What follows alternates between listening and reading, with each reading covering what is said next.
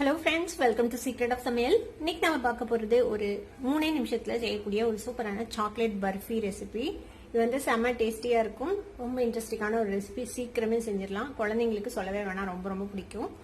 இந்த ஈஸியான சாக்லேட் பர்ஃபி எப்படி செய்யறது அப்படின்னு பார்க்கறதுக்கு முன்னாடி நீங்க என்னோட சேனலுக்கு இப்பதான் முதல் முறையா வரீங்கன்னா இந்த வீடியோ கீழே இருக்க சப்ஸ்கிரைப் பட்டனை மறக்காம பிரஸ் பண்ணிக்கோங்க. பக்கத்துல இருக்க நோட்டிபிகேஷன் பெல்லையும் மறக்காம கிளிக் பண்ணிக்கோங்க. அப்பதான் ஃபியூச்சர் நோட்டிபிகேஷன்ஸ் உங்களுக்கு உடனே வந்து சேரும். சரி வாங்க, இப்போ இந்த டேஸ்டியான ரொம்ப ரொம்ப சிம்பிளான ஒரு சாக்லேட் பர்ஃபி எப்படி செய்யலாம்னு பார்க்கலாம்.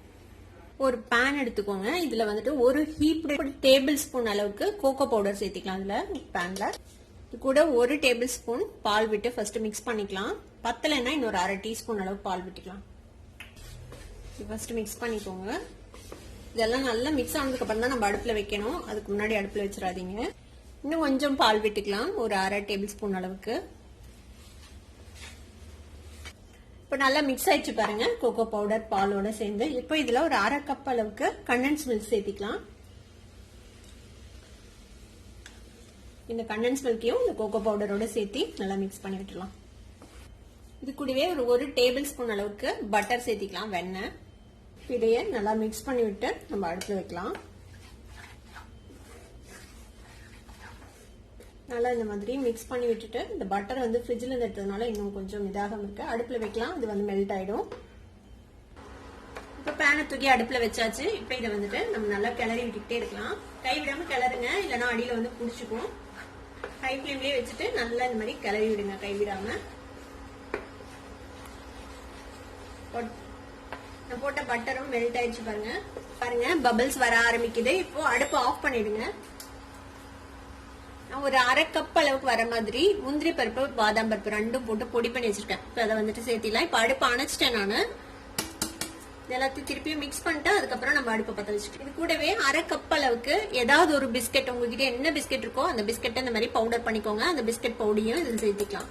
இது நல்லா மிக்ஸ் பண்ணி விட்டுலாம். நான் இன்னும் அடுப்பு ஆன் பண்ணல. நல்லா மிக்ஸ் பண்ணிட்டு அப்புறமேட்டு ஆன் பண்ணிக்கலாம். இந்த பர்ஃபி ரொம்ப குயிக்கா ரெடி ஆயிடும். ரொம்பவே டேஸ்டியாவும் இருக்கும். குழந்தைங்க ரொம்ப விரும்பி சாப்பிடுவாங்க.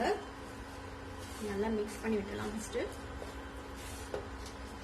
மிக்ஸ் பண்ணியாச்சு. இப்போ அடுப்பு ஆன் பண்ணிக்கலாம். ஆன் பண்ணிட்டு இதை நல்லா கிளறி விடுங்க. நல்லா ஒன்று சேர்ந்து வரணும். அது வரைக்கும் நம்ம இதை கிளறிட்டு போறோம். சீக்கிரமே ரெடி ஆகுது. ஜஸ்ட் ஒரு 2 நிமிஷம் தான் ஆகும்.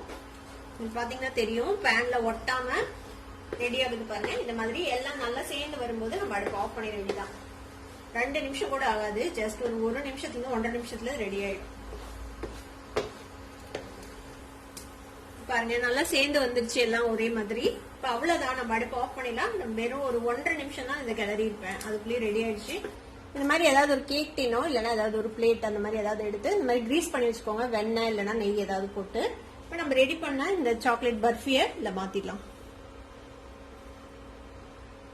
ஒரு ஸ்பூனோட பின்னாடி லைட்டா இந்த மாதிரி நெய் தடவிட்டு இதை வந்துட்டு இந்த மாதிரி லெவல் பண்ணி விட்டுருங்க. இப்போ இந்த மாதிரி நல்லா செட் பண்ணியாச்சு. நான் வந்து கொஞ்சம் ஹைட்டா இருக்கட்டும் பர்ஃபி அப்படிங்கிறதுக்காக நான் இந்த மாதிரி ஒரு பாதி அளவுக்கு மட்டும் இந்த மாதிரி கம்ப்ரெஸ் பண்ணி செட் பண்ணிருக்கேன். ஒரு பாத்திரத்துல தண்ணி சுட வச்சு எடுத்து வச்சிருக்கேன். இதுக்கு மேல ஒரு 50 கிராம் டார்க் சாக்லேட்டை நான் இந்த மாதிரி துருவி வச்சிருக்கேன். இப்போ இது மேல வச்சு நம்ம இதை மெல்ட் பண்ணிக்கலாம். இந்த நேரம் அப்படியே விட்டுருங்க. இந்த தண்ணியோட சூட்டுக்கே இது வந்துட்டு மெல்ட் ஆயிடும். பாருங்க, சாக்லேட் வந்து நல்லா மெல்ட் ஆயிடுச்சு. இப்போ இதை என்ன பண்ண போறோம்னா, இப்போ நம்ம ரெடி பண்ணி வச்சிருக்கிற இந்த சாக்லேட் பர்ஃபி மேல இந்த மெல்டட் சாக்லேட்டை நம்ம போட்டு அப்ளை பண்ணிக்க போறோம் மேல.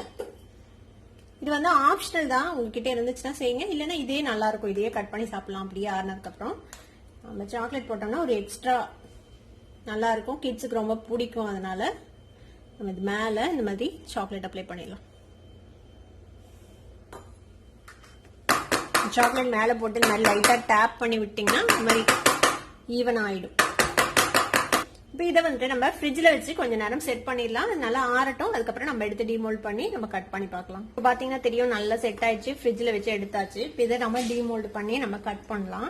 கீழே முடிஞ்சா நீங்க ஒரு பட்டர் பேப்பர் போட்டு வைங்க. அப்பனா எடுக்கிறது வந்து கொஞ்சம் ஈஸியா இருக்கும். பாருங்க, இந்த மாதிரி ரெடி ஆயிடுச்சு நம்மளோட சாக்லேட் பர்ஃபி. இப்போ இதை நீங்க உங்களுக்கு வேணுங்கிற ஷேப்ல நீங்க வந்துட்டு கட் பண்ணிக்கலாம்.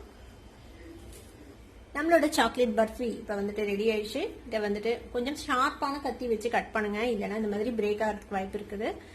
நல்லா ஷார்ப்பா ஒரு லைன் போட்டுட்டு அதுக்கப்புறமேட்டு கட் பண்ணுங்க. அப்பனா கரெக்டா வரும். சிம்பிளான சாக்லேட் பர்ஃபியை ட்ரை பண்ணி பாருங்க. ட்ரை பண்ணி பார்த்துட்டு எப்படி இருந்தது அப்படி எனக்கு கமெண்ட்ஸ் ஃபீட்பேக் கொடுங்க. இந்த வீடியோ உங்களுக்கு பிடிச்சிருந்தா சப்ஸ்கிரைப் பண்ணுங்க. பக்கத்துல இருக்க பெல் ஐகானை கிளிக் பண்ணுங்க. அப்பதான் என்னோட ஃபியூச்சர் நோட்டிபிகேஷன்ஸ் உங்களுக்கு உடனே வந்து சேரும். லைக் பண்ணுங்க, ஷேர் பண்ணுங்க. தேங்க்யூ ஃபார் வாட்சிங் ஸ்பீடி வீவர்ஸ். Bye bye.